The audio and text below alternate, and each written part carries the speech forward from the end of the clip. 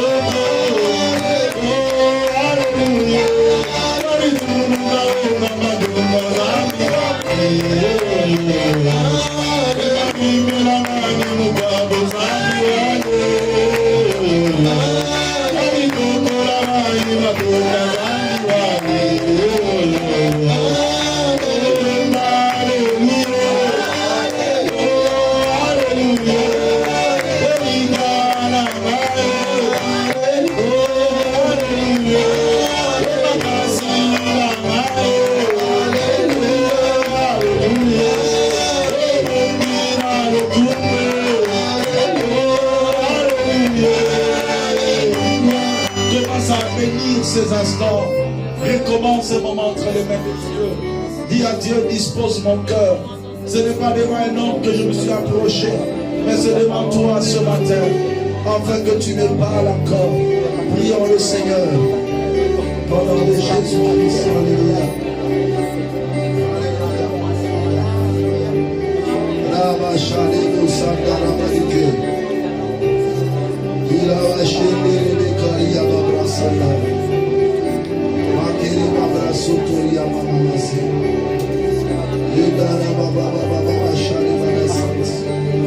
Je lève encore une fois ton nom, Seigneur. Ton amour vaut mieux que tout, Seigneur, mon Dieu. Alléluia. Merci, Seigneur Jésus-Christ. Amen. Nous acclamons pour le Seigneur. Gloire à Jésus. On se salue mutuellement. Prenez place. Dis à ton frère, tu es béni ce matin. Dieu nous a fait grâce par sa faveur. Nous sommes là, malgré la pluie, mais nous sommes présents dans la sainte présence du Seigneur. Amen. Amen. Que Dieu vous bénisse abondamment. Amen. Nous allons continuer notre sujet, notre thème que nous sommes en train de partager ensemble. Délivrer, transférer et glorifier. Je reprends la lecture dans Luc chapitre 19, à partir du verset 29 jusqu'au verset 40. Nous lisons les Saintes Écritures. Lorsqu'il approcha de Bethphagée et de Béthanie, vers la montagne appelée montagne des Oliviers, Jésus envoya 2 de ses disciples en disant: allez au village qui est en face. Quand vous y serez entrés, vous trouverez un anneau attaché sur lequel aucun homme ne s'est jamais assis. Détachez-le et amenez-le. Si quelqu'un vous demande pourquoi le détachez-vous, vous lui répondrez: le Seigneur en a besoin. Ceux qui étaient envoyés allèrent et trouvèrent les choses comme Jésus leur avait dit. Comme ils détachaient l'anneau, ce maître leur dit: pourquoi détachez-vous l'anneau? Ils répondirent: le Seigneur en a besoin. Et ils amenèrent à Jésus l'anneau sur lequel ils jetèrent leurs vêtements et firent monter Jésus. Quand il fit en marche, les gens étendirent leurs vêtements sur le chemin. Et lorsque déjà il approchait de Jérusalem vers la descente de la montagne des Oliviers, toute la multitude des disciples saisis de joie s'est mis à louer Dieu à haute voix pour tout le miracle qu'ils avaient vu. Il disait: béni soit le roi qui vient au nom du Seigneur, paix dans le ciel et gloire dans le lieu très haut. Quelques pharisiens du milieu de la foule dirent à Jésus: Maître, reprends tes disciples.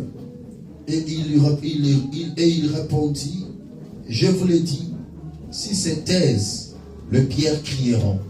Parole du Seigneur. Nous sommes en train d'avancer tout doucement en profondeur de cet enseignement. Avant de faire une conclusion générale, nous aurons encore des choses à développer ensemble. Amen. Je l'ai amené sous forme d'un enseignement afin de permettre à toute personne de comprendre le bien fondé de cette histoire, qui a beaucoup de choses que nous pouvons développer à l'intérieur. Le dimanche passé, j'ai développé sur la première partie, sur la délivrance. Mais aujourd'hui, je vais aller directement sur la deuxième partie, le transfert. Au verset 30, il dit: allez au village qui est en face. Quand vous y serez entrés, vous trouverez un anneau attaché sur lequel aucun homme ne s'est jamais assis. Détachez-le et amenez-le. Nous avions dit que cet anneau avait 3 caractéristiques. La première caractéristique, c'était un anneau qui était attaché. Deuxième caractéristique, sur laquelle aucun homme ne s'est jamais assis. Et troisième caractéristique, cet anneau était surveillé par le maître. C'est quelqu'un qui est en train de comprendre. Le Seigneur dit: quand vous allez arriver et que vous trouverez l'anneau attaché, détachez-le. Nous avions parlé de la délivrance. des biens fondés de la délivrance, des préalables de la délivrance et des cibles lorsque le diable lie la vie d'une personne. Je vais faire un petit rappel pour que nous puissions avoir une idée, afin que je puisse commencer la deuxième partie de notre enseignement, qui est le transfert, c'est-à-dire amenez-le. Après l'avoir délivré, ne le laissez pas là-bas. Amenez-le vers moi. J'avais dit ceci. En ce qui concerne la délivrance, c'est d'abord l'action de rendre libre une personne qui était liée.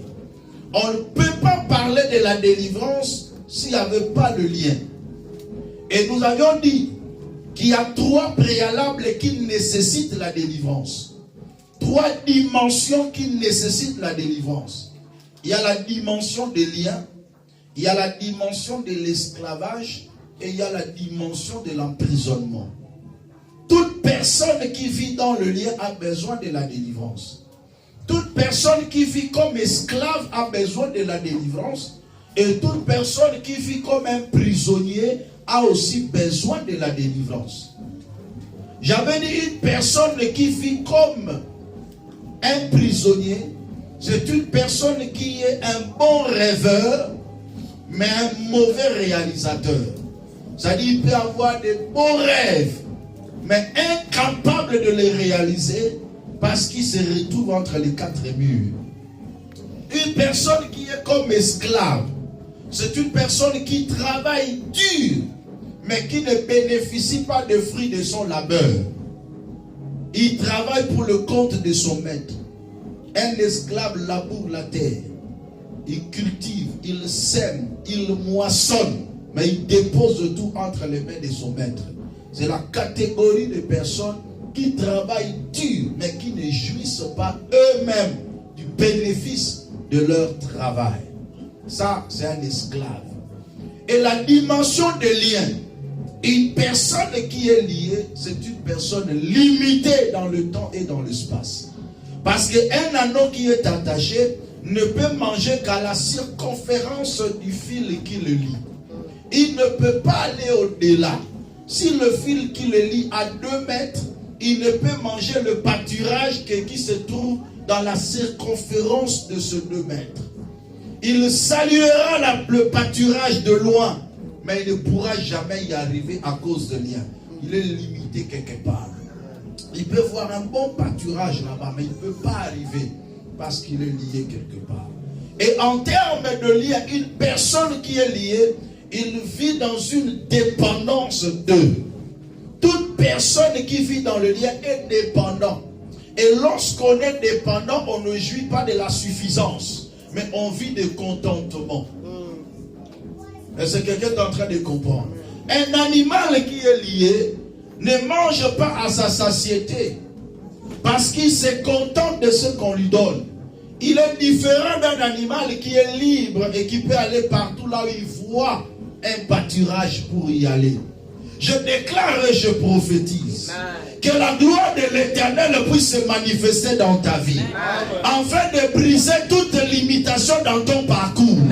Tu ne seras pas dépendant de personne. On dit la charité bien ordonnée commence par soi-même. Si tu dépends d'une personne, la personne doit d'abord se servir. Et lorsqu'il y aura des superflus, il pourra te donner. J'annule toute vie de dépendance de ta vie au nom de Jésus. L'anneau était lié, il était limité. Il ne pouvait pas aller au-delà. Et lorsqu'on est limité, on n'a plus de volonté. On peut l'amener là où il refuse d'aller, mais tellement qu'il est lié, il est obligé de partir. Quand une personne vit dans le lien, il ne contrôle plus sa volonté. Il ne fait pas ce que bon lui semble, mais on le commande, on le dicte. Et on lui fait faire ce qu'il ne veut pas faire. Voilà pourquoi je vous avais dit, lorsque quelqu'un vit dans le lien, le diable exerce une influence sur sa vie dans 4 domaines. Dans sa volonté, dans son jugement, dans sa conscience et dans sa psychologie. Ainsi, je parlais de l'oppression démoniaque, qui est l'action de forces négatives qui envahissent la volonté d'une personne et l'oriente dans une mauvaise direction. C'est-à-dire tu n'avais pas la volonté de faire quelque chose, mais le diable te pousse à le faire. Et on appelle ça l'oppression démoniaque.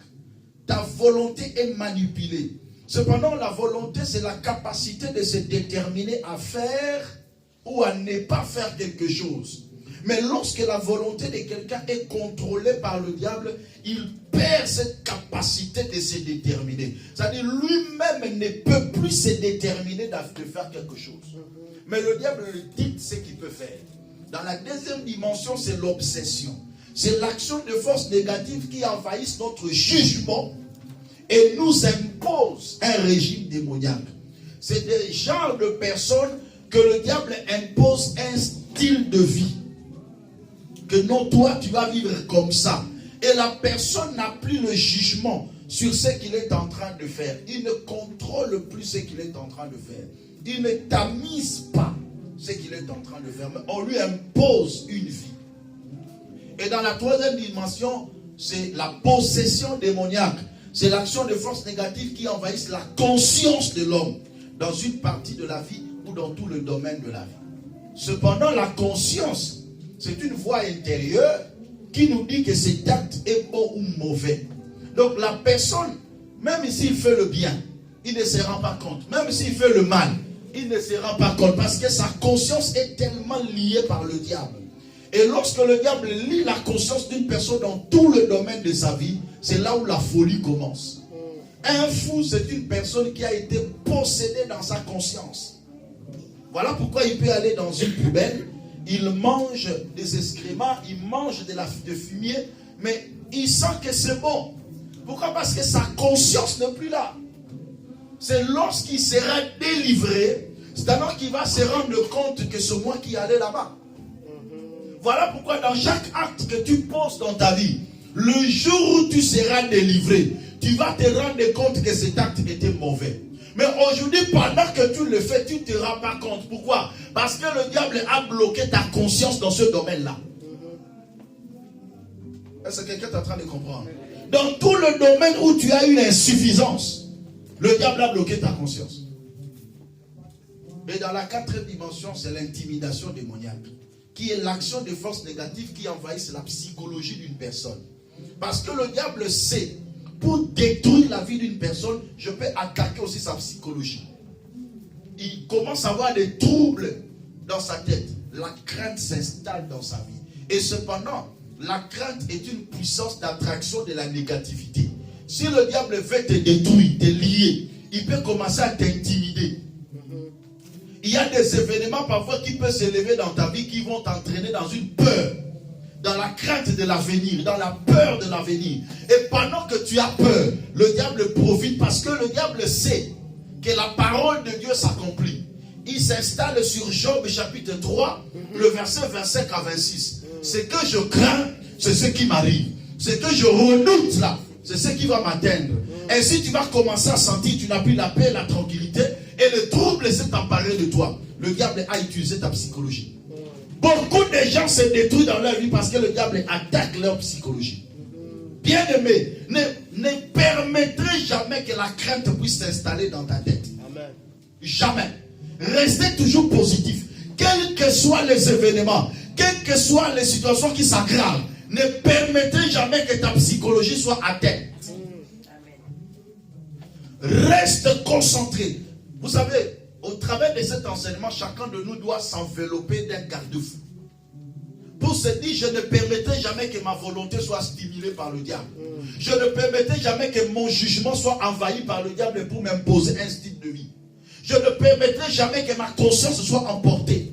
Et je ne permettrai jamais que le diable détruise ma psychologie. Je resterai toujours calme dans mon esprit. Et c'est ainsi que le diable n'aura pas de place dans ta vie. Qui a dit Amen? Vous savez, même le diable aujourd'hui peut entrer dans la vie de l'église afin de détruire la psychologie des gens par un enseignement qui n'est pas correct. C'est quelqu'un qui est en train de comprendre. Un homme de Dieu, lorsque tu te lèves pour prêcher la parole de Dieu, pour enseigner, le diable peut t'utiliser afin de détruire la psychologie de plusieurs. Aujourd'hui, il y a beaucoup de gens qui ont changé leur mentalité et qui ont développé une certaine peur et crainte dans leur vie à cause de prédications qu'ils ont entendues. Cependant, l'évangile, on appelle cela la bonne nouvelle. La bonne nouvelle ne peut pas entraîner la peur dans la vie d'une personne. La bonne nouvelle ne peut pas amener quelqu'un à avoir la crainte.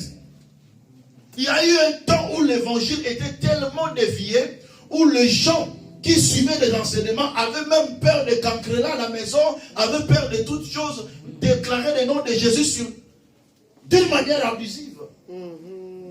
Alléluia.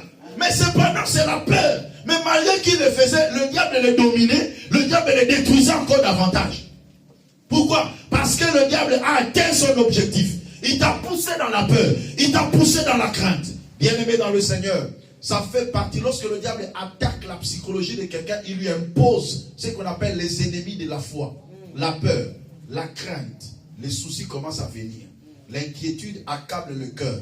Le pleur commence. Les lamentations et le doute bloquent la vie d'une personne. Les 7 ennemis de la foi commencent lorsque la psychologie d'une personne est attaquée. C'est une forme de lien.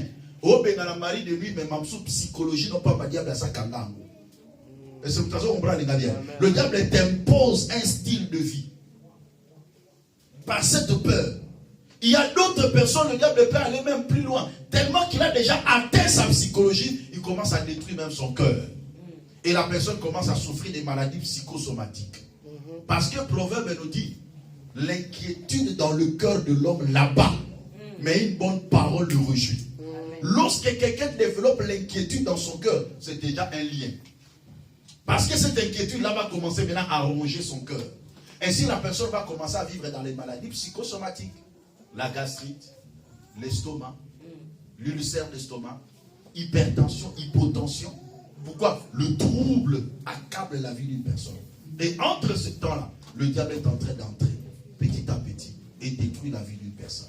Est-ce que quelqu'un est en train de comprendre ça? Amen. Acclamez pour le Seigneur. Ainsi, ces gens de personnes ont besoin de la délivrance. Et lorsque Dieu délivre, il ne laisse pas la personne là où il était. Allez, prenez-moi cet anneau, détachez-le, la délivrance. Mais après, amenez-le. Le plus grand problème, laisse-moi parler un peu de... Je vais poser la problématique et puis je vais entrer en profondeur. Mais je vais relire ce texte, Colossiens chapitre 1. Parce que c'est ce qui va nous aider à bien comprendre ça. Colossiens chapitre 1, le verset 12 à 14. Rendez grâce au Père qui vous a rendu capable d'avoir part à l'héritage de saints dans la lumière et qui nous a délivrés de la puissance des ténèbres et nous a transportés dans le royaume du Fils de son amour, en qui nous avons la rédemption, la rémission de péché. Parole du Seigneur. Rendez grâce au Père qui a fait quoi? Qui nous a rendus capables d'avoir une part. Les saints ont une part, ont un héritage. Et chacun de nous a une part dans cet héritage. Dis à ton frère, moi aussi j'ai ma part. Moi aussi j'ai ma part. Regarde ton frère, dis-lui, dans l'héritage de sang, moi j'ai ma part. Tu as aussi ta part dans l'héritage de sang. Mais il dit ceci, et qui nous a délivrés? Qui nous a délivrés? C'est le Seigneur. Il nous a délivrés de la puissance des ténèbres. Mais est-ce qu'il nous a laissés là-bas? Non. Après avoir nous délivrés, il nous a fait quoi? Il nous a transportés dans le royaume du Fils de son amour. C'est quoi les enjeux? Lorsque quelqu'un est délivré, mais il est resté là où il était lié, et il y a probabilité qu'il retourne dans le lien. Est-ce que quelqu'un est en train de comprendre? Amen. On est en train de poser la problématique dans cet enseignement. Pourquoi je le dis? Matthieu chapitre 12. On pose toujours la problématique. Matthieu 12, versets 43 à 45. Pourquoi je dis ça? Qu'il y a probabilité, une personne qui a été délivrée, de retourner dans le lien. s'il n'y a pas eu transfert. Matthieu 12, 43 à 45. Lorsque l'esprit impur est sorti d'un homme, il va par des lieux arides cherchant du repos. Et il n'en trouve point. Alors il dit, je retournerai dans ma maison d'où je suis sorti. Et quand il arrive, il la trouve vide, balayée et ornée. Il s'en va et il prend avec lui 7 autres esprits plus méchants que lui. Ils entrent dans la maison, s'y établissent, et la dernière condition de cet homme est pire que la première. Lorsque l'esprit impur sort de l'homme, c'est ça la délivrance. La délivrance, c'est le fait de chasser les esprits impurs de l'homme. Quand ces esprits impurs sortent, la personne ne peut pas rester dans le même lieu. La personne ne peut pas rester dans le même style de vie. La personne ne peut pas rester dans le même endroit, dans la même fréquentation. Il faut qu'il y ait un transfert. Sinon, le démon qui était sorti dira, je retournerai dans ma maison. Et quand il arrive, la Bible déclare, il trouve cette maison balayée, ornée et vide. Pourquoi c'est vide? Parce qu'il n'y a personne qui s'y habite. Pourquoi c'est vide? Parce que la personne n'a pas été transférée pour que le Seigneur habite. Amen. Parce que c'est le transfert qui permet l'établissement de Dieu dans la vie d'une personne. Comment quelqu'un qui a été délivré, mais le démon continue toujours à y habiter? C'est parce que Dieu n'a pas pris place. Parce qu'il n'y a pas eu transfert. Parce que la personne n'a pas été transportée. Parce que transporter veut dire déménager, transférer, emporter, amener, déporter. Lorsque Dieu délivre une personne, dans la logique de Dieu, il faut que cette personne connaisse un déplacement, un déménagement, afin que Dieu seul puisse prendre possession de la vie de cette personne. Vous ne comprenez pas. Je vais entrer en profondeur. Je vais partir maintenant du connu pour faire sortir l'inconnu. Suivez-moi bien. La nature elle-même nous enseigne. Ok? Je suis en République démocratique du Congo. Ok? Suivez-moi bien. Je suis où? En République démocratique du Congo. En RDC, il y a l'ambassade de la France. En RDC. Regardez-moi bien. Dis à ton frère, regarde le pasteur. Regarde-moi, il faut me regarder. J'ai dit quoi? Qu'est-ce que j'ai dit? Dernière phrase. En RDC, il y a l'ambassade de la France. Ok. En RDC, il y a l'ambassade de la France. L'ambassade de la France en RDC veut dire c'est la France en RDC. L'ambassadeur de la France en RDC incarne l'autorité du président français en RDC. Est-ce que quelqu'un comprend? Allons-y tout doucement. Maintenant, si moi je suis en RDC, je commets un crime, je tue quelqu'un, ou je fais atteinte soit à l'autorité de l'État ou quoi que ce soit, on me poursuit pour meurtre, on me poursuit pour un forfait que je fais. Je cours, je fouille pendant qu'on me poursuivait, j'entre dans l'ambassade de la France en RDC. J'ai dit, protégez-moi. Qu'est-ce qui va se passer? C'est la conséquence qui va en résulter. Les militaires qui venaient pour me poursuivre, le fait que moi je suis entré dans cette ambassade-là, ils ne peuvent plus entrer. Est-ce que quelqu'un comprend bien? Mais l'ambassade est où? En RDC. Les soldats sont des soldats de qui? De la RDC. Mais pourquoi ils ne peuvent pas entrer là-bas dans l'ambassade pour aller me récupérer? Aussi longtemps que l'ambassade ne me livre pas, aussi longtemps que je resterai dans l'ambassade là, on ne portera pas la main sur moi. C'est quoi le forfait? C'est lorsque moi-même je sortirai de l'ambassade, c'est alors qu'on va me rattraper. Pourquoi? Parce que mon inculpation n'est pas encore enlevée. Mais mon inculpation est enlevée aussi longtemps que je suis dans l'ambassade. Est-ce que quelqu'un est en train de comprendre? Alors, pour sécuriser en mieux ma vie, si je demande l'asile à l'ambassade de la France en RDC, l'ambassade va me transférer en France. Est-ce que vous êtes en train de comprendre?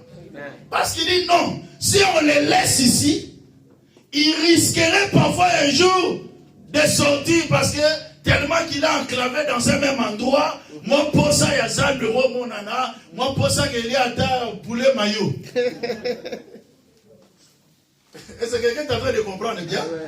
Alors, qu'est-ce que l'ambassade fait? L'ambassade va me transférer, me transporter, me déporter. On prend un cortège, on me met dans l'avion français. Même si je suis en cortège, tellement que c'est le cortège de la France, de l'ambassade de France qui me transporte, l'État congolais ne peut pas me toucher. Est-ce que quelqu'un comprend bien? Et quand j'arrive en France, tout ce qui a été clôturé pour moi, contre moi, les condamnations qui s'abattaient sur moi, fait quoi? Tombe. C'est pour cela qu'il est écrit. Il y a donc maintenant aucune condamnation pour ceux qui sont en Jésus. Parce qu'on n'est plus citoyen congolais quoi qu'on est, mais on a été transféré. Dans le Seigneur, on est comme des réfugiés. Est-ce que quelqu'un est en train de comprendre? Même si là-bas, le juge m'a condamné, mais personne ne peut exécuter cette condamnation sur moi. Parce que je suis en Jésus. Parce que j'ai été transféré. Si on a une condamnation au juge à Katakiwan, il y a une malédiction héréditaire. Il y a une condamnation à Sumo Sana Mukili. Mais il y a un Sumutakunate. Ba transféra yo. Osa exilé. Va réfugier dans le Seigneur. Amen. Nana solo ba mena bien. Ba condamnation c'est ça dit. Et quoi? Maintenant dis-moi, comment le juge à Kinshasa, même si c'est dans la cassation, peut apporter un jugement qui sera exécuté sur moi pendant que je suis en France? Ne lui l'on yo comprendre dit. En France, nous avons le mot qui ça. Mais il dit ça, mais parce que nous avons comment transférer. C'est ça. Est-ce que vous comprenez bien? Nous c'est ça. Awa. Talanga bien. On a bien talanga. Nous c'est ça. Awa. Makambo ou magazine wan. Il y a mon bloc à caillou. Ce que je crains, c'est ce qui m'arrive. Moi, j'ai été déjà transféré.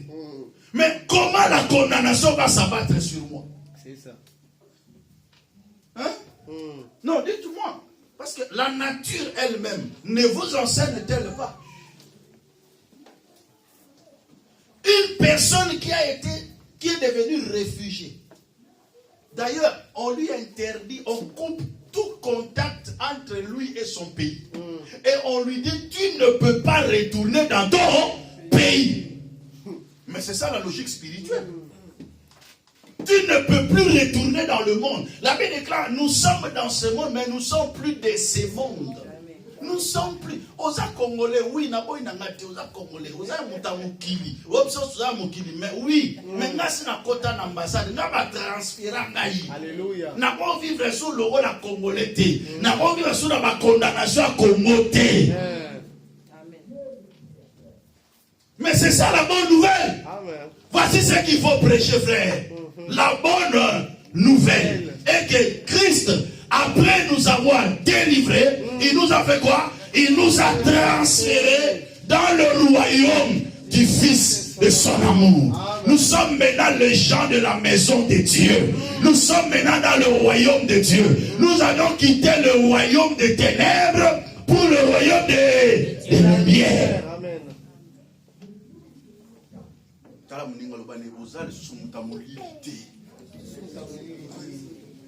Yango nyonso ya vino, il faut changer. Amen. Langage na yo, il faut changer. Habitude na yo, il faut changer. Comportement na yo, il faut changer. Même à ta biso to ya to ya ka loka ba congolais, mais alimentation na yo, il faut changer. Il faut que tout fait quoi? Change. On appelle ça l'intégration. Tu dois maintenant intégrer ton nouveau royaume. Et c'est ça le problème. Lorsqu'on a connu le transfert, il y a ce qui implique la première des choses, l'intégration spirituelle. Chaque enfant de Dieu qui a été transféré, son transfert implique la première des choses, quoi? L'intégration. L'intégration veut dire quoi? L'adaptation. S'adapter à un nouveau style de vie. Je vivais de la même manière dans le monde, je suis dans l'église, je vis de la même manière? Non. Je dois m'intégrer dans la vie des enfants de Dieu.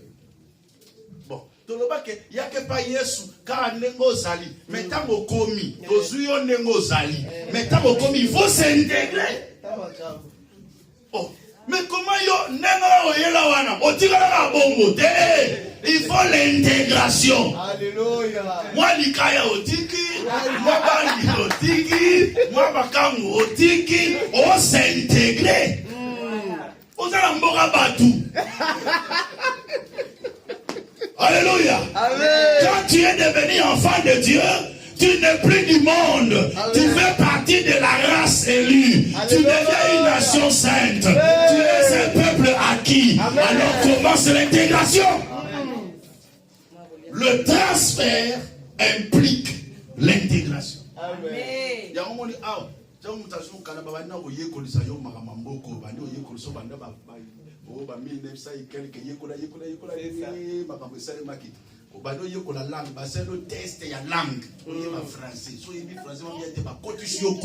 L'intégration. C'est ça. Mais il y a un moment dans le Seigneur, les ABC de la parole de Dieu.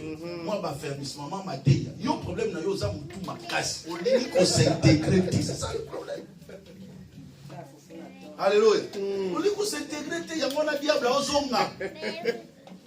Tu n'as pas connu le transfert. Une personne qui a connu le transfert doit savoir que tout transfert implique quoi? L'intégration. On en parlera. C'est aussi un point que je vais entrer en profondeur. Deuxième point. La perte. Tout transfert implique la perte. La perte des choses et la perte de sa personne.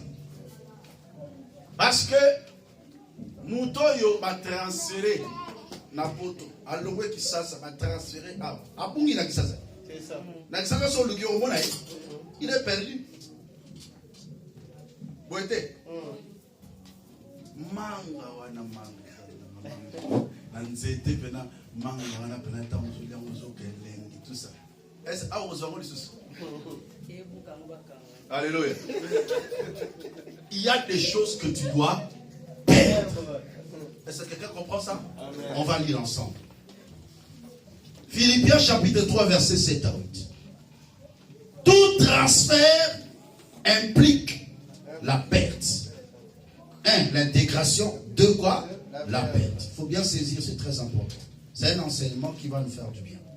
Philippiens chapitre 3 verset 7 à 8. Mais ces choses qui étaient pour moi de gain, je les ai regardées comme une perte à cause de Christ. Et de même, je regarde toutes choses comme une perte à cause de l'excellence de la connaissance de Jésus-Christ mon Seigneur, pour lequel j'ai renoncé à tout. Et je le regarde comme de la boue afin de gagner Christ. Parole du Seigneur. Amen. Des choses qui étaient pour moi de J'étais encore dans le monde avant mon transfert. Mais parce que je suis transféré, les gens le plus refont supporter que mon ogonangé y a les sous-soutés. Même maintenant, on regrette nango, mais na kanka mutema. Pourquoi? Parce que j'ai été transféré. Le problème c'est quoi? Tellement que tu ne veux pas la perdre. Voilà pourquoi tu retournes dans le monde. Et quand tu vas y retourner, le diable t'attend là-bas.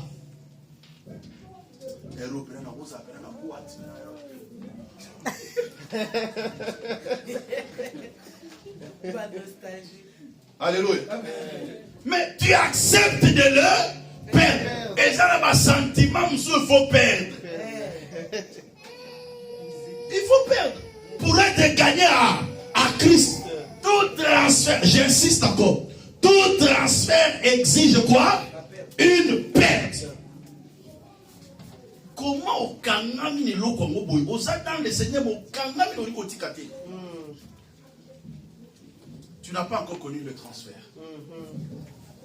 Alléluia. Des choses qui étaient pour moi de gain. Mais je le regarde comme une perte parce que je vais gagner Christ. Le problème c'est quoi? Si tu ne sais pas la valeur de ce que tu gagneras, tu ne sauras pas accepter de perdre quelque chose. Le problème c'est le rapport de valeur. Ce que je suis en train de perdre représente quoi par rapport à ce que je suis en train de gagner? Est-ce que quelqu'un est en train de comprendre? Grain chimique, maintenant vivre dans la kimia. Vous avez bien? Que n'a bio. Na machette à kuluna na mu. Le bas amène à bien. Les ça exemple na pesi. Parce que tout ça expliqué na exemple pour me comprendre. Et à côté.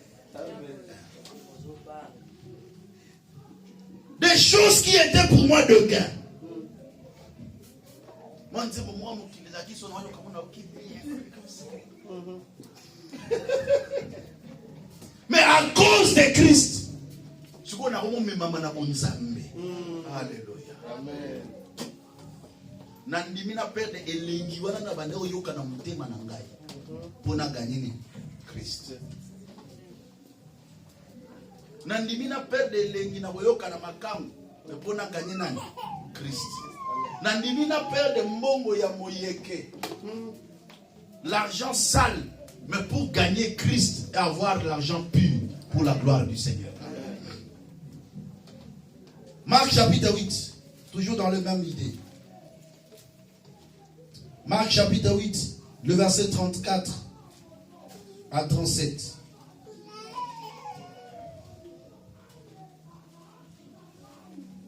Quelqu'un va me prendre Ephésiens 5, 8. Ephésiens 5, 8. Moi je prends Marc chapitre 8, le verset 34 à 37. Il est écrit ceci. Puis, ayant appelé la foule avec ses disciples, il leur dit, si quelqu'un veut venir après moi, qu'il renonce à lui-même, qu'il se charge de sa croix et qu'il me suive. Car celui qui voudra sauver sa vie la perdra.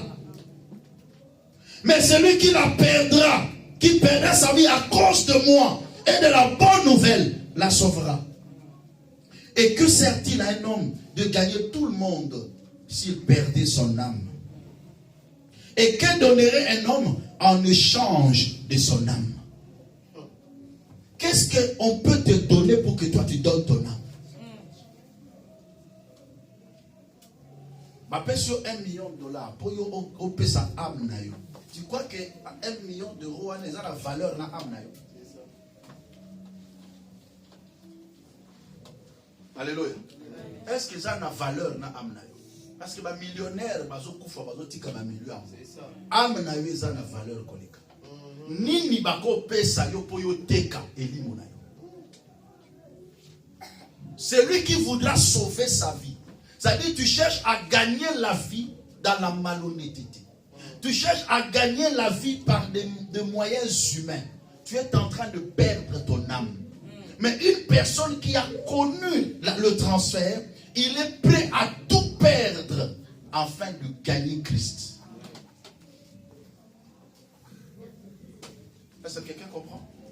Il peut accepter de perdre une personne parce qu'il a refusé la compromission, mais afin de gagner Christ. Moi, si on a ligné mingi, à terre, si on a nasunka kaka. Aïe, si on a kota bonga, na kota kapona lilaï.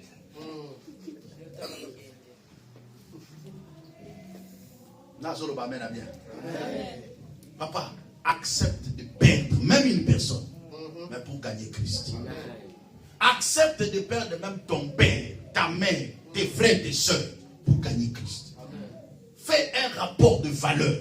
Aucune personne ne peut avoir la valeur plus que Christ dans ta vie.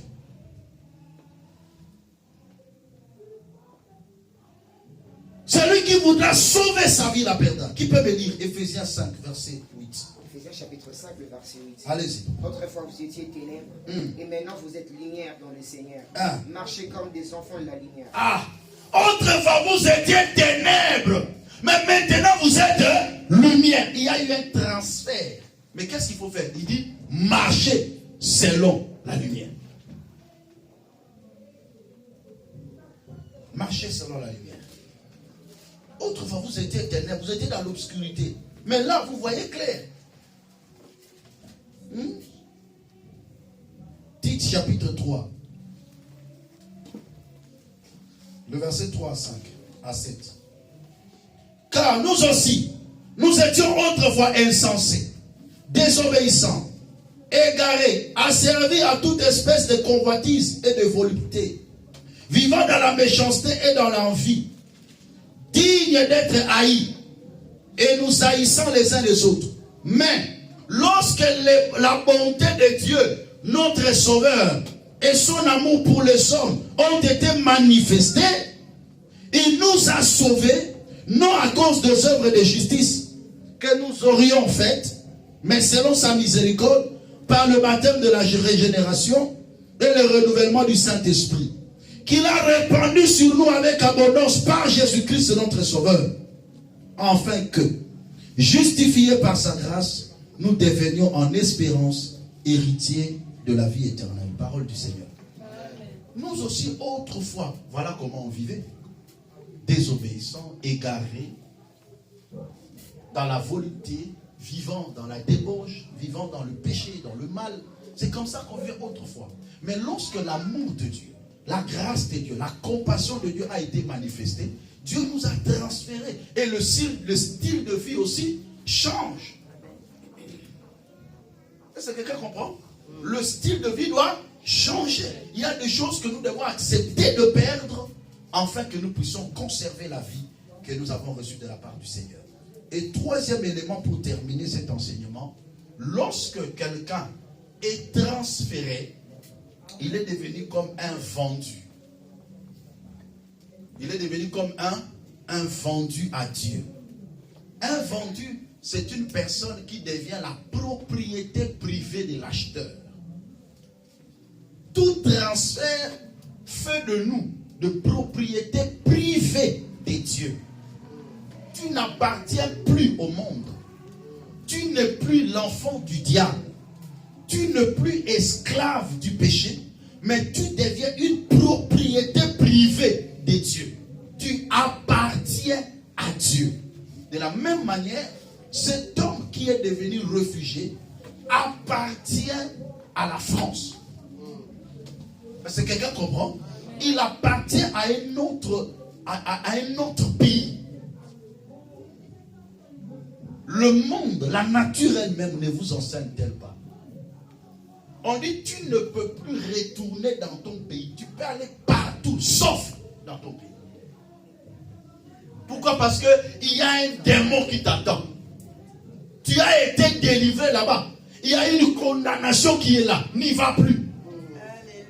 Et c'est comme ça, c'est ce que Dieu nous dit. Ne retourne plus dans le monde. Il y a une condamnation qui est là.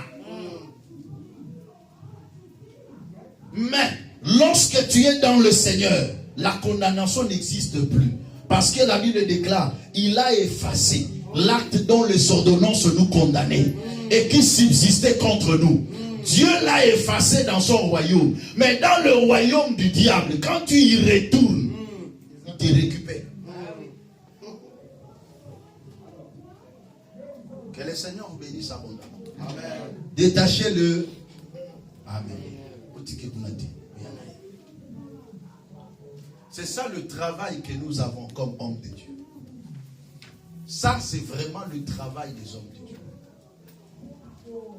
Te transférer par la parole de Dieu, par les enseignements, par la prière, te soutenir, afin que ton transfert se fasse en mode uniforme.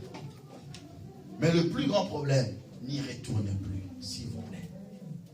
N'y retourne plus. Ce que tu as abandonné, abandonne complètement. Ce que tu as laissé, laisse complètement. N'y retourne pas. Parce que quand le diable te rattrape, il va appeler un renfort. Que cela ne soit pas ainsi. Que le Seigneur vous bénisse. Que le Seigneur bénisse sa parole. Est-ce qu'on peut s'élever pour la prière? Aujourd'hui, je n'ai qu'un seul sujet de prière a été donné. Seigneur, ne permets pas que je retourne. Ne permets pas que je retourne dans le péché. Ne permets pas que je retourne dans le monde. Le diable a préparé quelque chose pour la destruction de plusieurs. Pour la destruction de ma vie, je ne veux plus retourner.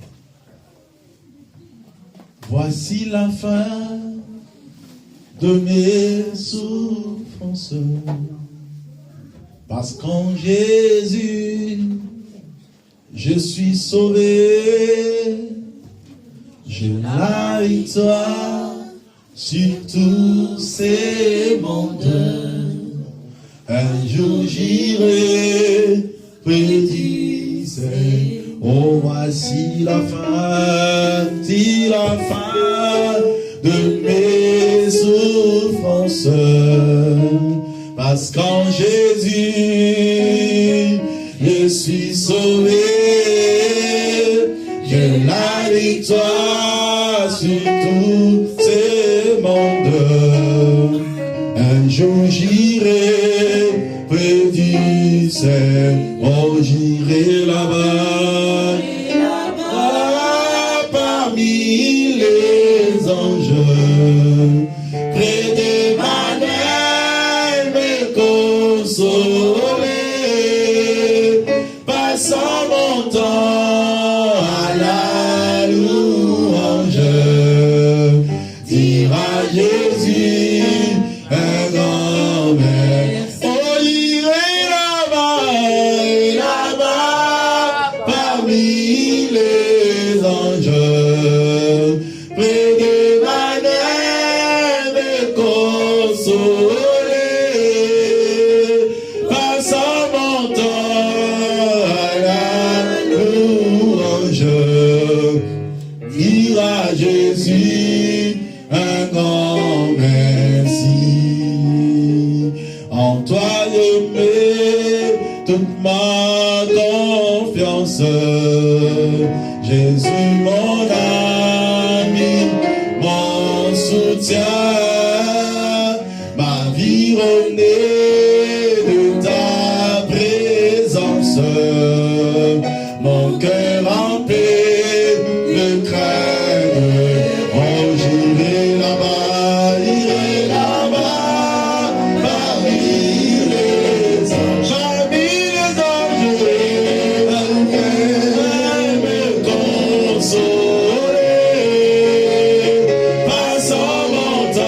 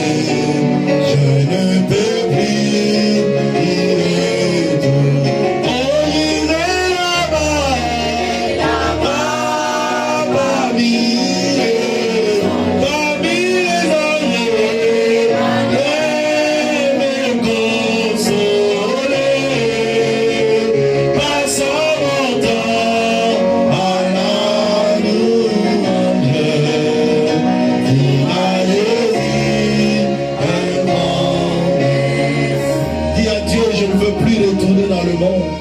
Tu m'as transféré dans le royaume du Fils de ton amour. Laisse-moi demeurer en toi. Prions ensemble au nom puissant de Jésus. Alléluia. Commence à élever ta voix dans la sainte présence de Dieu. Concentre-toi dans la prière. Alléluia. Ramachademo Sandarabaliga Terebaligo. Oh Rabababababa Sandarabaligo.